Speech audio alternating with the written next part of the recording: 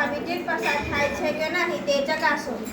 સાધન સામગ્રી: દૂધ, વનસ્પતિ તેલ, નિસ્યંદિત પાણી, નળનું પાણી, વિનેગર એટલે કે સરકો, લીંબુનો રસ, દહીં, મધ, બેટરી, LED લાઇટ. સૌપ્રથમ આપણે વિદ્યુત ટેસ્ટર તૈયાર કરીશું. ત્યારબાદ આપણે જુદા જુદા પદાર્થોમાં એટલે કે પ્રવાહીઓમાં વિદ્યુત પ્રવાહ પસાર થાય છે કે નહીં તે આપણે ચકાસીશું. સૌપ્રથમ આપણે દૂધ લઈએ. આપણે દૂધમાં નાખી ચકાસીએ.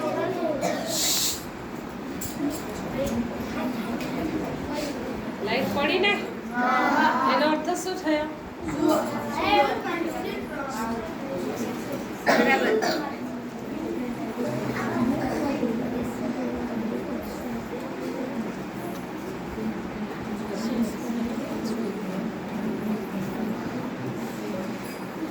તમે જોયું ને દૂધમાંથી વિદ્યુત પ્રવાહ પસાર થાય કે નહીં થાય?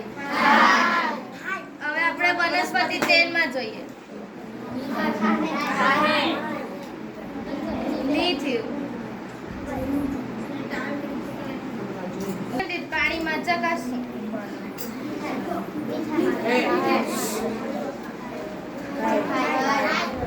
થોડુંક જ થાય છે એટલે એમાં તે કોઈ ક્ષાર ઉમેરાયેલો છે. નિસ્યંદિત પાણીમાં કોઈ પણ વખત વિદ્યુત પ્રવાહ પસાર થઈ શકતો નથી. હવે આપણે નળના પાણીને ચકાસશું. નળના પાણીમાં વિદ્યુત પ્રવાહ પસાર થઈ શકે છે. હવે આપણે વિનેગરને ચકાસશું. તેમાંથી વિદ્યુત પ્રવાહ પસાર થઈ શકે છે. વાહક કહેવાય. હવે આપણે લીંબુના રસને ચકાસશું. તેમાંથી વિદ્યુત પ્રવાહ પસાર થઈ શકે છે. તેથી તે વિદ્યુતનું સુવાહક છે. હવે આપણે દહીંને ચકાસશું.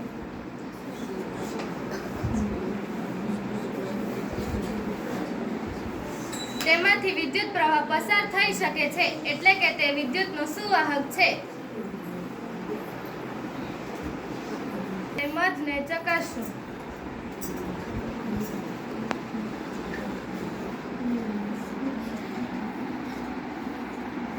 મધમાંથી વિદ્યુત પ્રવાહ પસાર થઈ શકતો નથી, પણ મધમાં અહીં થોડાક ક્ષારો ઉમેરાયેલા છે એટલે તેમાંથી થોડોક વિદ્યુત પ્રવાહ પસાર થઈ શકે છે.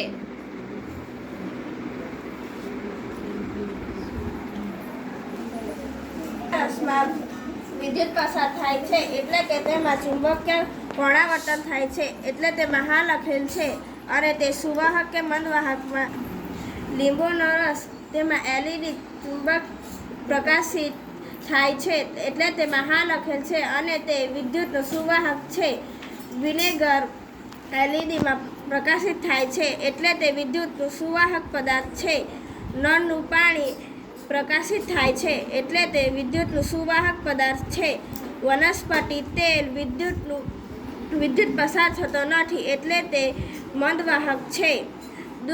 દૂધમાં પ્રકાશિત થાય છે એટલે તે વિદ્યુતનું સુવાહક પદાર્થ છે. મધમાં પ્રકાશિત થાય છે એટલે તે વિદ્યુતનું સુવાહક પદાર્થ છે. દહીંમાં LED પ્રકાશ થાય છે એટલે તેમાં વિદ્યુતનું સુવાહક પદાર્થ છે. જ્યારે નિસ્યંદિત પાણી LED પ્રકાશ થતી નથી એટલે તે વિદ્યુતનું મંદવાહક પદાર્થ છે.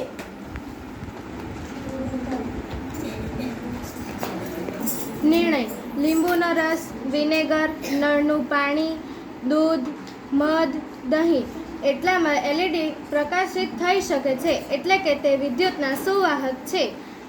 વનસ્પતિ તેલ નિસ્યંદિત પાણીમાં પ્રકાશિત થઈ શકતું નથી એટલે કે તે વિદ્યુતનું મંદવાહક છે. અસ્તુ.